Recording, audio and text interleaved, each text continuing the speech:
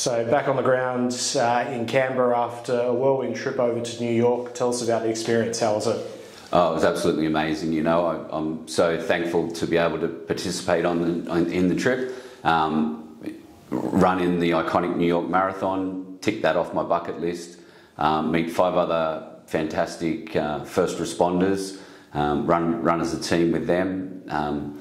Yeah, the whole trip was just amazing. We got to do a lot of cool stuff in New York, and of course run the marathon 6 out of 6 starters, 6 finishes, so we're all pretty pleased with our efforts.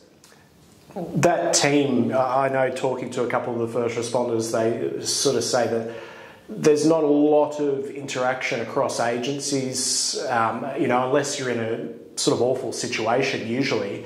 How is that to meet people from, you know, police officers, paramedics, people from different agencies and different areas around the country and come together as one team? Yeah, it was really good. As you say, that sometimes there's not a lot of interaction outside, you know, emergency situations. Always a bit of friendly rivalry between the services. So yeah, to be together and to be on that sort of one journey together was good. To talk to people from other, you know, from the police officers. We had 4 police officers, 1 rescue paramedic. Yeah, it was good to hear their stories and to see the kind of things they have to deal with in their job day to day. Certainly different to my experience where I'm a volunteer, so the emergency services work only comes sporadically, but you know, for the other 5, this is their day-to-day job, and they face these challenges, you know, multiple times every week. So it was a bit eye-opening to talk to them about some of the stuff they've gone through. You all went to the 9/11 Memorial, which, you know, for the general public is a pretty touching, moving and emotional place to visit. What was it like as a first responder to go to that site where so many awful things have happened? Yeah, it was a nice touch. I thought it was a great idea that Fortem organised this. We went along. It was the first thing we did in New York. We got in on the Thursday night and then got up early on Friday morning and went down to the site of the memorial, which is really nicely done. Has basically water features with, I guess it's marble with the names of the people that perished in the attacks, and the water feature actually gives you this nice sort of white noise in the background, and it kind of drowns out the rest of the city so that you can, you know, really sort of focus on the meaning of the memorial and why it's there. Also had the survivor tree there. This is where we laid a wreath in memorial to the people that passed away in the Twin Tower attacks. The survivor tree was a tree that actually survived the attacks, and it's still standing there. So it's a pretty significant tree to the people that are associated with this event. So yeah, so we laid a wreath there and had some words from people at the NYPD, and then we got a personalised tour of the site and just explaining all the features and why things are the way they are, and what they represent. And yeah, it was a great way to start the trip or the time in New York. A quick turnaround then to running shortly after. Talk us through the run itself, going through, you know, the sort of neighbourhoods and that sort of thing that usually we only sort of see in TV and movies. What was it like to be running through them? Yeah, it was amazing. So, you know, normally I would run with earbuds in, listen to music and sort of try and, you know, try and block out all that noise around you and just sort of focus on the running. I'd heard how good the support was for the New York Marathon, so I decided to ditch the earbuds, and so grateful I did, because the support was amazing. Like, New Yorkers really know how to get out and support this marathon. The whole 42 kilometres, there were people along the sides of the road, except for the bridges. When you go, the bridges are tough because that's where all the elevation is. There's no supporters there, and you just feel like you're going up and up and up, and it never stops. But yeah, at sometimes, you know, 4 or 5 people deep on either side of the road cheering you on.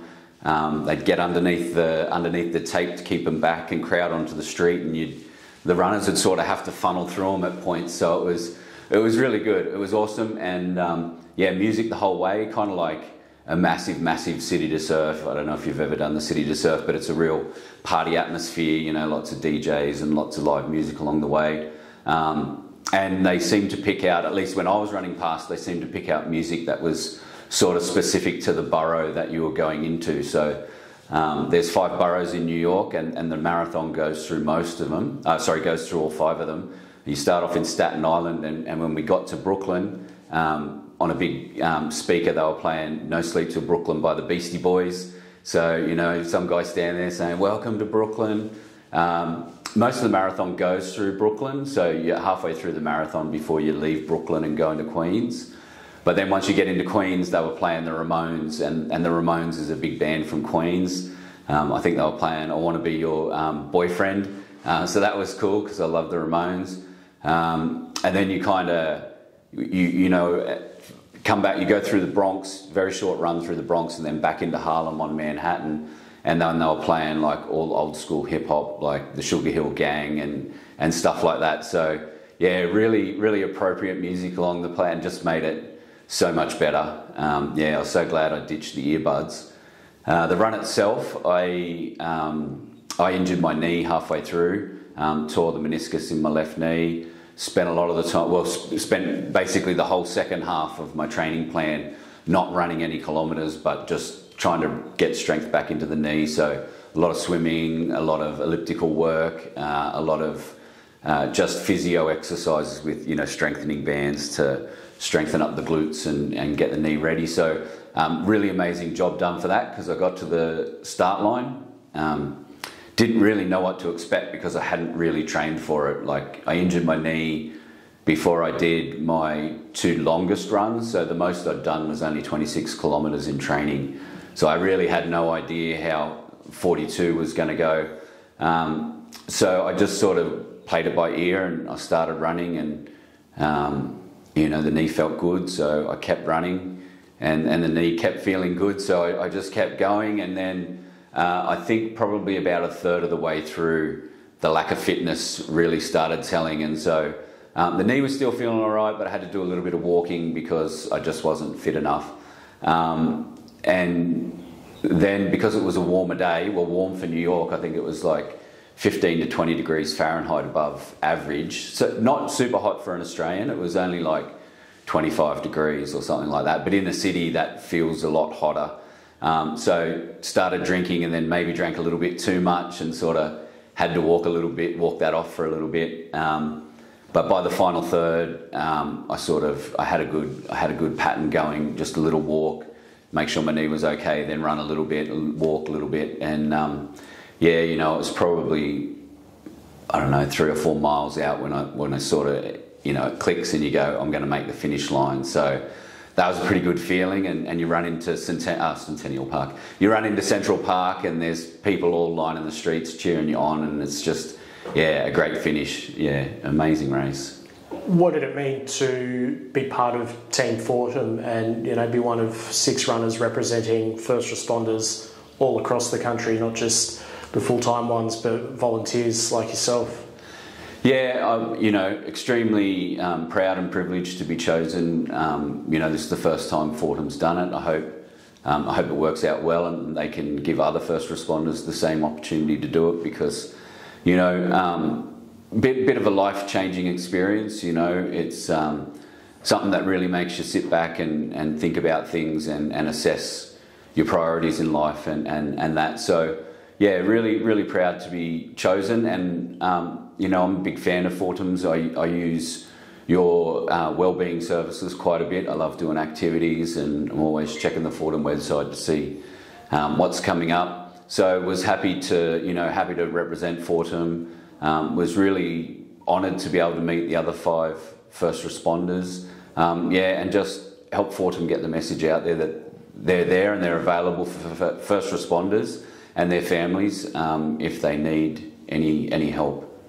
And while you were doing the 42K over there was the 42K challenge back home. That must have been a nice thing to see, that, you know, people were getting out throughout November and you know, trying to match the 42Ks that you did in one day, while also raising funds that will help support more first responders.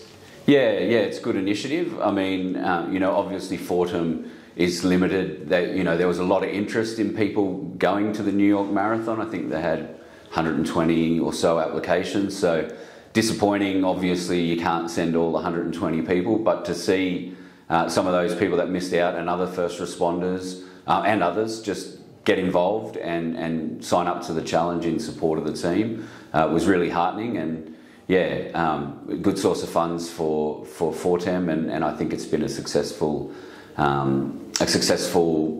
fundraising campaign, which I believe is still open. People can still go to the Fortem website and they can donate to a runner of their choice, or I guess it's a bit too late now to register and do the 42Ks, but still open for donations. So if you want to donate some money to a good cause, I recommend giving some money to Fortem to help first responders.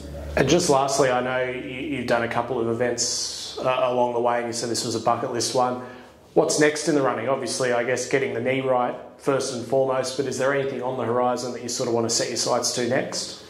Yeah, so when I stopped running in 2017 because I had a foot injury, I was in the middle of trying to do 2 marathons in 1 year. I thought that would be a good goal. I'd done the Canberra one and I was training for the Sydney one when I sort of pulled out because my foot was too sore.